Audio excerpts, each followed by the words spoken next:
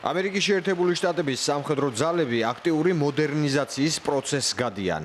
მოდერნიზაცია ეხება როგორც შეტევით შესაძლებლობებს, ისე თავდაცვის შეიარაღებას. როგორც ამერიკის შეერთებული შტატების სენატში აღნიშნეს, თანამედროვე გამოწვევებთან გასამკლავებლად და ქვეყნის საჰაერო დომინირების შესანარჩუნებლად მოდერნიზაცია კრიტიკულად აუცილებელია. საფრთხედ კვლავ ჩინეთს, რუსეთს, ჩრდილოეთ კორეასა და ირანს მიიჩნევენ. Warfare looks much different today. თანამედროვე ომის ხასიათი რადიკალურად შეცვლილია. ხელოვნური ინტელექტის, ჰიპერბგერითი, შემტევი შეიარაღების, მე-6 თაობის ავიაციისა და კოსმოსზე დაფუძნებული სისტემების ტექნოლოგიურმა პროგრესმა მთლიანად გარდაქმნა კონფლიქტების ბუნება. ამ ცვლილებების წინა ხაზზე არის ამერიკის შეერთებული შტატების საჰაერო ძალა. ჩვენი ერთ-ერთი უმნიშვნელოვანესი ამოცანაა უზრუნველყოთ საჰაერო ძალების გრძელვადიანი მზადყოფნა და მოდერნიზაცია. ომის შემთხვევაში ჩვენ გვჭირდება არა მხოლოდ ახალი შესაძლებლობები, არამედ საკმარისი რესურსებიც. თუ 2027 წელს ომში აღმოჩნდებით, იმ ძალებით მოგვიწევს ბრძოლა, რომლებიც დღეს გაგვაჩნია. ჩვენ დაუყოვნებლივ გვჭირდება მეტი გამანადგურებელი და ამაზე ინტენსიურად ვმუშაობთ. სენატში მოსმენაზე ამერიკის შეერთებული შტატების საჰაერო ძალების შტაბის უფროსმა აღნიშნა, რომ მოდერნიზაციის პროცესი წარმატებით მიმდინარეობს.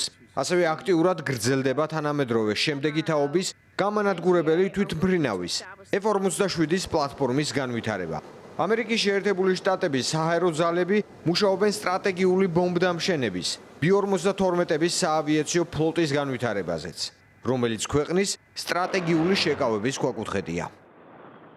Our modernization efforts to rebuild our military include the ჩვენი ძალის ხმევა მიმართულია სამხედრო პოტენციალის მოდერნიზაციისა და აღდგენისკენ. ის ასევე ითვალისწინებს F-47-ის შემდგომ განვითარებას, საბრძოლო თვითმფრინავების ინტეგრაციასა და სხვა ინიციატივებს, რომლებიც შესაძლებელს გახდის საბრძოლო შესაძლებლობების გაფართოებას შედარებით დაბალი ხარჯით.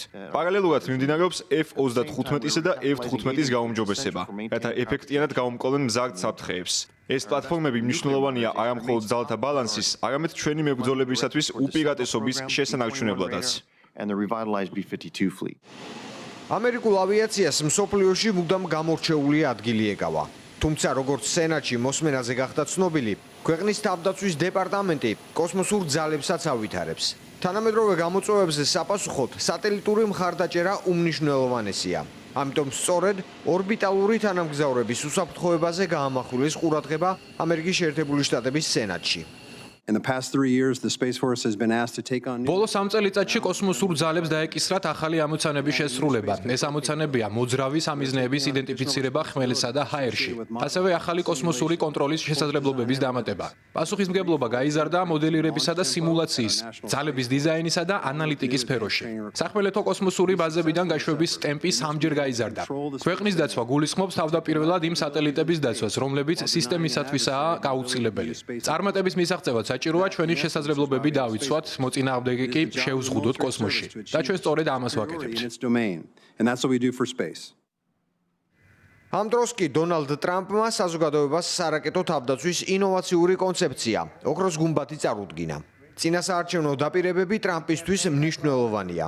თანამედროვე სარაკეტო თავდაცვის სისტემის შექმნაზე იგი პრეზიდენტად არჩევამდე საუბრობდა. სისტემა, რომლის ღირებულებაც 175 მილიარდი დოლარი დაჯდება, როგორც ტრამპი ამბობს, 3 წელიწადში მზად იქნება. ამ საჰაერო თავდაცვის პროექტის ზედამხედველობა კოსმოსური ოპერაციების ვიცე-ხელმძღვანელს დაეკისრა. ოქროს გუმბათი მსოფლიოს ნებისმიერი კუთხიდან, მათ შორის კოსმოსიდან გაშვებული რაკეტების ჩამოგდება შეძლებს. ეს იქნება ისტორიაში საუკეთესო სისტემა. ჩვენ დავეხმარეთ ისრაელს მის განვითარებაში, მაგრამ ახლა კიდევ უფრო მოწინავე ტექნოლოგია გვაქვს. ჰიპერბგერითი ბალისტიკური და ფრთოსანი რაკეტები. ყველას ჩამოვაგდებთ. ვასრულებთ პრეზიდენტ რეიგანის დაწყებულ საქმეს. სამუდამოდ დავუსვამთ წერტილს და აღმოფხვით საფრთხეებს, რომლებიც ამერიკას ემუქრება.